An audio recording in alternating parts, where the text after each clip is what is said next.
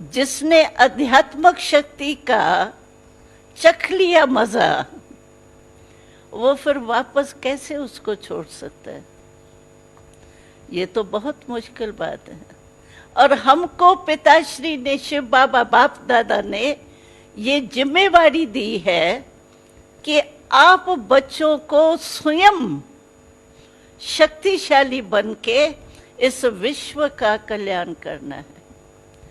जब भी बाबा एक एक बच्चे को ऐसे बाकी में लेता था तो कहता था मेरे विश्व परिवर्तक बच्चा है, विश्व कल्याणकारी बच्चा है।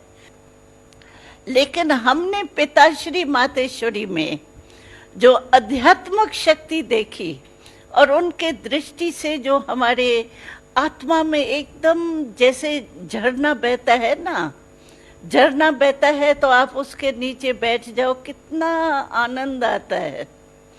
ऐसे अध्यात्मक शक्तियों का जैसे झरना हमारे मन में, आत्मा में महसूस होता था। जब इतना अनुभव हमने कर लिया तो हम अध्यात्मक मार्ग छोड़ के फिर संसार में कैसे जाएंगे? हमने कहा नहीं, हमको बाप दादा ने जो सेवा दी है वो हम नहीं छोड़ सकते। हमको बाप दादा ने यानी परमात्मा ने और माध्यम ब्रह्मा बाबा ने, हम ब्रह्मा बाबा को भगवान नहीं कहते हैं, कई मिसअंडरस्टैंड करते हैं। अगर भगवान ब्रह्मा बाबा होता तो ब्रह्मा बाबा के अव्यक्त होने के बाद संस्था कैसे चल रही है? कभी भी देखो, हम जो हिस्ट्री सुनते हैं तो संस्था का बड़ा जाता है तो संस्था में थोड़ी गड़बड़ हो जाती है।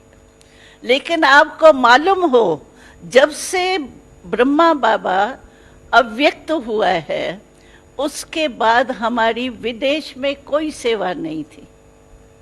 ब्रह्मा बाबा के साकार होते विदेश में कोई सेवा नहीं थी, और अब सारे 5 ही देशों खंडों में हमारे कई सेवा केंद्र हैं। तो ये कौन चला रहा है? ब्रह्मा बाबा तो साकार में तो है ही नहीं, तो चलाने वाला निराकार परम पिता परमात्मा था जिसने ब्रह्मा बाबा को माध्यम बनाया।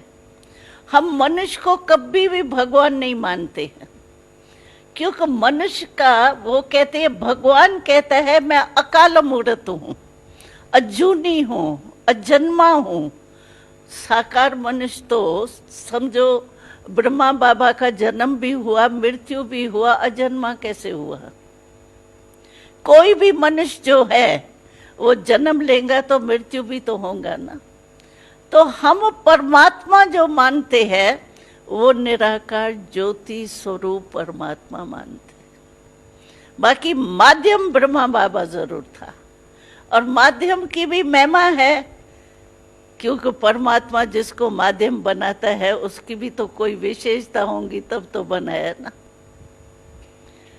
तो हम निश्चय में, शिव बाबा ने हमको इतना निश्चय बुद्धि बनाया, क्योंकि स्पिरिचुअल जो पावर बढ़ी ना आत्मा में,